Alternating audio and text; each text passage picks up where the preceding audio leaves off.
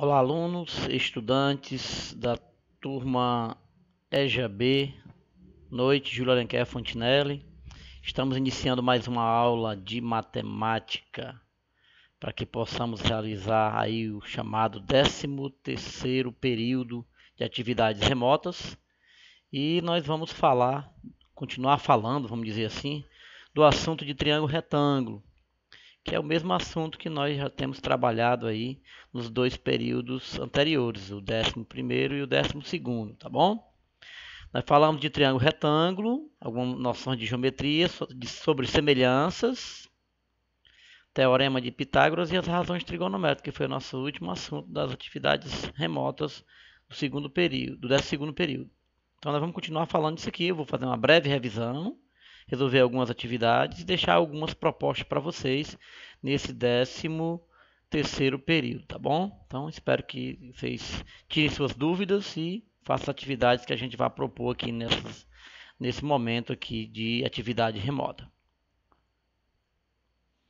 Bom, nós vamos continuar falando do triângulo retângulo, então eu vou relembrar vocês que é uma figura geométrica formada por três lados e possui um ângulo reto, né? Por isso que ele recebe o nome de triângulo retângulo, ângulo de 90 graus. Esse ângulozinho aqui, ó.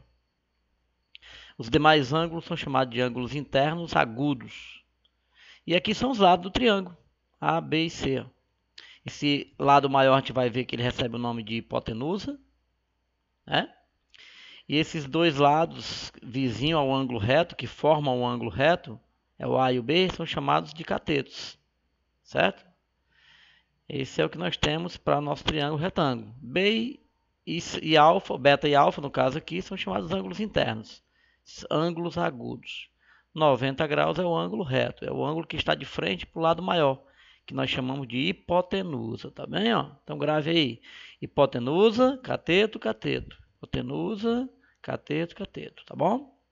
Então, falando do triângulo retângulo, vamos começar, de onde nós começamos foi semelhança, né? Começamos primeiramente falando de semelhanças no triângulo retângulo. O que são casos de semelhança?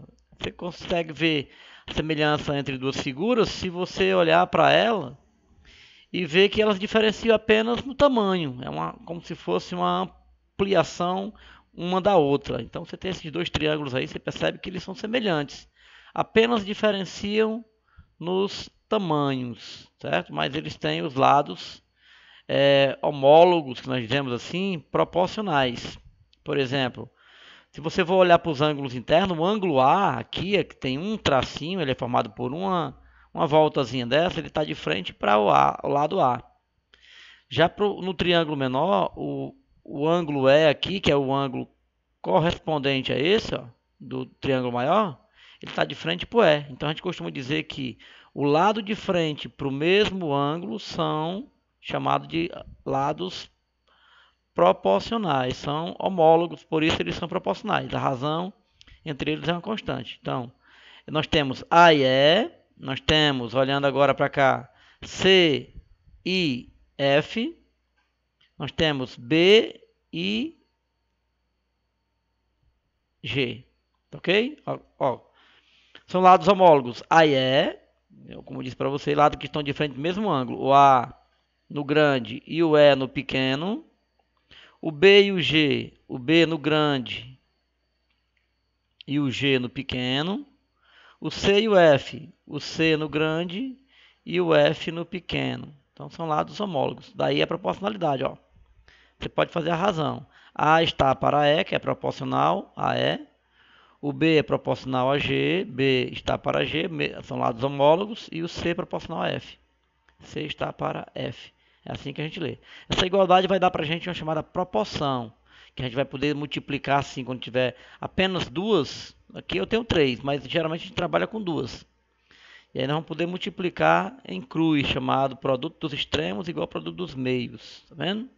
Então a gente vai fazer isso nessa primeira atividade, primeiro exercício que aparece aqui. Ó.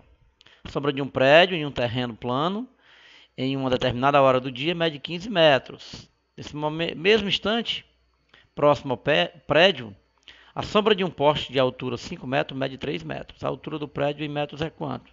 Como é que é esse problema feito uma figura? Ó? O tamanho do prédio ninguém sabe. Ele diz que a sombra do prédio, determinado momento do dia, projetada pelo Sol, é 15 metros a sombra. A sombra é aqui no solo, ó. Nessa parte aqui que é o solo. 15 metros. Na mesma hora, tem um poste aqui de 5 metros de altura, que a gente sabe a altura do poste, e ele projeta uma sombra no solo de 3 metros. Então, nós temos esses dois lados aqui, e aqui nós temos apenas um lado.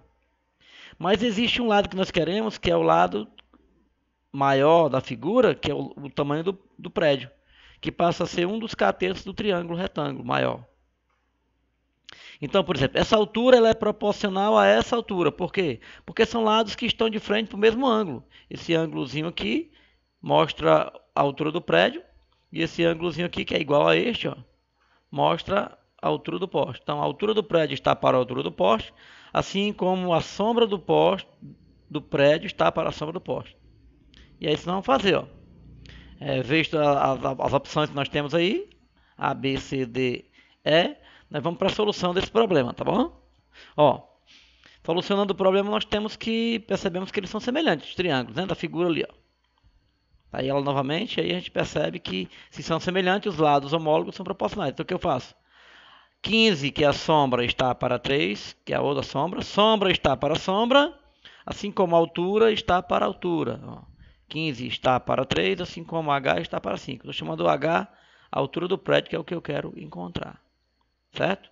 Usando um pouquinho de matemática, produto dos extremos igual a produto dos meios, que a gente vai fazer aqui, ó. Meio por extremos, multiplicar em cruz, alguns chamam isso de cruz credo. 3 vezes H e 15 vezes 5. Aí quando a gente multiplica dá isso, ó, 3 vezes H e 15 vezes 5. 3H é igual a 75, né? 15 vezes 5 dá 75. E aí o que eu faço? Para isolar o H, que eu quero é a altura do prédio, eu tenho que passar o 3 que está multiplicando para cá dividindo. 75 dividido por 3, aí a gente sabe que a altura é 25. Das opções lá, eu acho que você viu, é a letra A. Opção A, tá bom? Então, 25 é a altura do prédio. Uma razão simples, entre semelhança de dois triângulos, a gente consegue fazer essas atividades, tá bom? Fique atentos a esse modelo que a gente vai montar sempre, ó. Você vai ter sempre a razão entre os lados homólogos. Veja o que é lado que está de mesmo e são proporcionais, que são do mesmo, estão olhando para o mesmo ângulo, e aí eles são chamados de lados homólogos, tá bom? Ok? Então a gente tem essa solução aí, que a altura do prédio é 25 metros. Ok, ó. Então vamos para o próximo. No próximo nós vamos falar, continuando aí a falar do triângulo retângulo, o teorema de Pitágoras. É aquele teorema que fala da hipotenusa dos catetos, né? Em todo triângulo retângulo, o quadrado da hipotenusa é igual à soma dos quadrados dos catetos. O que eu estou falando acima é que nesse triângulo aqui, ó, a hipotenusa é C, B e A são chamados de catetos. Então, o que eu tenho que fazer? Eu tenho só que aplicar o teorema. O teorema diz isso. O quadrado da hipotenusa, ou seja, a hipotenusa ao quadrado, está aqui, ó, C ao quadrado, é igual à soma dos quadrados dos catetos. É um cateto ao quadrado A mais outro cateto ao quadrado, que é o B. Então, hipotenusa ao quadrado é igual à soma de um cateto ao quadrado mais o outro cateto ao quadrado. Ó. Esse é o chamado teorema de Pitágoras. Professor, para que a gente usa isso? Para descobrir um dos lados. Geralmente você tem um triângulo e quer saber a medida de um dos lados, ele dá 2 e quer saber a medida do outro. Só vale para triângulo retângulo. Aí você aplica o teorema para descobrir a medida do lado que está faltando. Ó, como exercício nós temos aqui, ó, um exercício sobre o teorema de Pitágoras. Ó, dê uma olhada. Dado o triângulo abaixo, calcule o valor da hipotenusa. Olha aí, o que você tem aqui nesse triângulo? Você tem dois catetos, o 8 e o 6. E tem esse lado maior que está de frente para o ângulo reto aqui, ó, que é a chamada hipotenusa. Esse aqui é o C. A hipotenusa. O que diz o teorema? Diz que o quadrado da hipotenusa é igual à soma, nós vamos aplicar o teorema de Pitágoras, quadrado da hipotenusa é igual à soma desses catetos ao quadrado. Ó. Então vai ficar assim, x ao quadrado, hipotenusa ao quadrado é igual esse cateto ao quadrado, 8 ao quadrado, mais esse cateto ao quadrado, 6 ao quadrado. Ora, quem é 8 ao quadrado? Se não 8 vezes 8, né? Você não vai multiplicar 8 vezes 2 não, viu? Aí daria 16, não é verdade. 8 ao quadrado é 8 vezes 8, é 64. E quem é 6 ao quadrado? Não é 6 vezes 2. Aí daria 12. É 6 ao quadrado, é 6 vezes 6, 36. Aí ao somar 6, 64 mais 36, você repete x ao quadrado, dá 100. O que eu faço toda vez que eu tiver nessa potência de uma variável, que eu quero descobrir o valor dessa variável?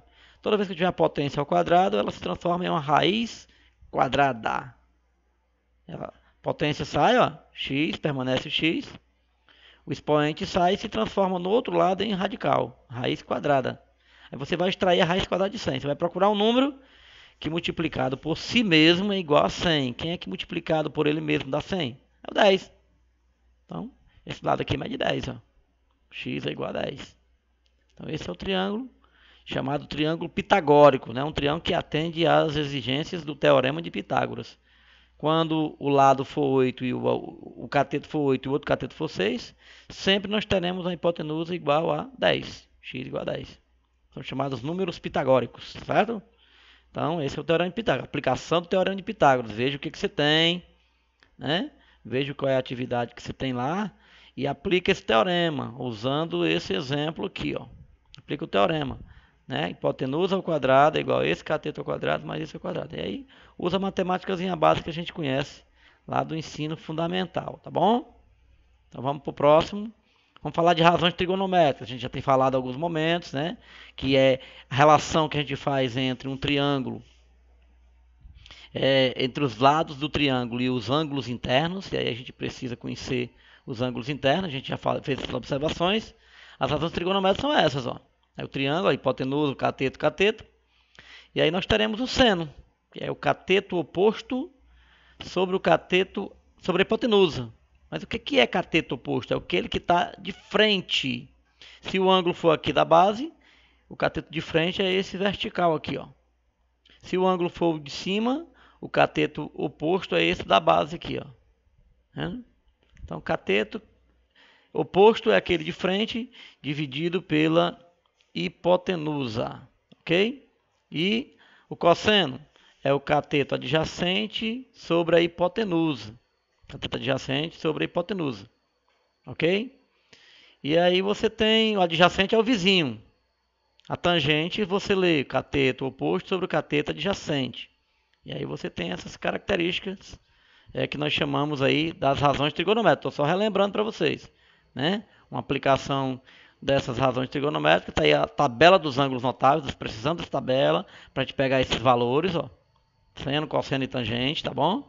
Precisamos desses valores já estão fixos, de 30, 45, 60. Quando a gente não tiver a tabela, essa informação vem na atividade, a gente vai colocando sempre na atividade para ajudá-los, tá bom? E não vai ter problema nenhum, ok? Olha aqui o exercício desse assunto. Considere o triângulo retângulo abaixo, calcula os lados desconhecidos B e C, ó. B e o C. Você está com dois ângulos internos, um é 30 e o outro é 60. Um ângulo reto aqui, ó. A hipotenusa é 110. Ele está mandando usar o seno de 30, que é 1 meio, 1 sobre 2 na tabela, e o cosseno de 30, que é a raiz de 3 sobre 2. Está mandando usar isso. Então a gente vai usar. Bom, no primeiro momento eu vou usar isso, ó. Seno de 30.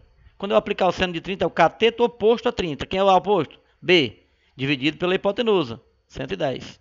B sobre 110. Mas o seno de 30, ele falou aqui que é 1 meio. 1 sobre 2. Aí eu troco isso aqui por 1 sobre 2, igual a B sobre 110. Quando eu fizer meio por extremos, ó, 2 vezes B, 2B, 1 vezes 110 dá 110. Vai ficar B igual a 110, que é esse valor aqui, 1 vezes 110, dividido por 2, ele passa dividindo. Vai ficar B igual a 55, ok? Mesma coisa, já encontrei o lado B. O que eu vou fazer agora? Eu vou aplicar o cosseno de 30. O que é o cosseno? É o cateto adjacente, é o vizinho aqui, ó. No passo 2 eu vou usar o cosseno de 30. Mas o cosseno de 30 é o cateto adjacente, é C sobre a hipotenusa, 110. C sobre 110. Mas quem é o cosseno de 30? Ele disse aqui, ó, raiz de 3 sobre 2. Está lá na tabelinha. Raiz de 3 sobre 2 igual a C sobre 110. Repetir. Aí eu vou fazer meio por extremo de novo. Ó. 2 vezes C, 2C. Raiz de 3 vezes 110. Multiplica um pelo outro. Não vai botar esse número por esse não. Isso aqui é um radical, não multiplica por esse não. Fica fora mesmo. Aí tu vai fazer o quê? Isolar o C. Vai ficar 110 que multiplica a raiz de 3. Pode vir para frente ele, ó. 110 raiz de 3 dividido por 2. Aí tu cancela 110 por 2, dá 55. E o raiz de 3 permanece. É um número irracional.